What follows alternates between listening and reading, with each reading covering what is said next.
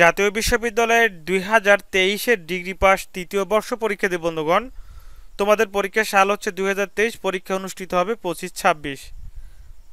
আজকের এই ভিডিওতে আলোচনা করব রাষ্ট্রবিজ্ঞান পঞ্চম পত্রের A+ পাওয়ার মতো একটি শর্টকাট ফাইনাল প্রিমিয়াম সাজেশন নিয়ে। বিষয়টির বিষয় হচ্ছে বাংলাদেশের স্থানীয় সরকার ও গ্রামীণ রাজনীতি। এটি হচ্ছে সর্বশেষ এবং চূড়ান্ত শর্টকাট ফাইনাল প্রিমিয়াম A+ পাওয়ার মতন সাজেশন। তোমরা এখনও যারা রুবেল একাডেমি 360 ইউটিউব চ্যানেলটি সাবস্ক্রাইব করোনি, অবশ্যই চ্যানেলটি সাবস্ক্রাইব করে সাথেই থাকবে। প্রথমে আলোচনা করব ক বিভাগের অতি সংক্ষিপ্ত প্রশ্নাবলী।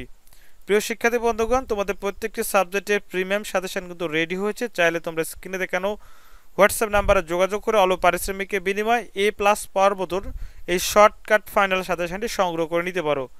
প্রিয় শিক্ষার্থী বন্ধুগণ, যে সকল সাবজেক্টের প্রিমিয়াম সাজেশনগুলো তৈরি হয়েছে এবং কিছু কিছু কাজ এখনও চলমান আছে, ইনশাল্লাহ সবগুলো তোমরা পেয়ে যাবে। বিশেষ করে ইংরেজি আবাসিক সাবজেক্টের প্রিমিয়াম সাজেশনগুলো রেডি হয়েছে। এরপরে ইতিহাস পঞ্চম ষষ্ঠ, ইসলামিক স্টাডিজ পঞ্চম ষষ্ঠ, ইসলামের ইতিহাস ও সংস্কৃতি পঞ্চম ষষ্ঠ, গৃহস্থ অর্থনীতি পঞ্চম ষষ্ঠ, দর্শন পঞ্চম এবং ষষ্ঠ।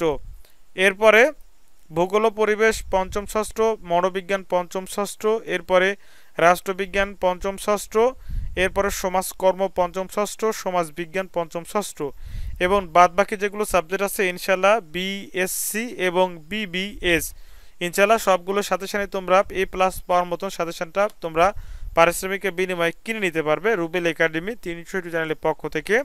তো আমরা আলোচনা করছিলাম রাষ্ট্রবিজ্ঞান পঞ্চম পত্রের একটি A+ পাওয়ার মতন সাজেশন নিয়ে। ক বিভাগের অতি সংক্ষিপ্ত প্রশ্ন বলি। 1 নম্বরে থাকছে স্থানীয় সরকার বলতে কি বুঝো, প্রথম অধ্যায়ের প্রশ্ন, উত্তর দিচ্ছি তোমাদের সুবিধার্থে। এরপরে 2 নাম্বার জেলার প্রধান প্রশাসনিক কর্মকর্তা কে।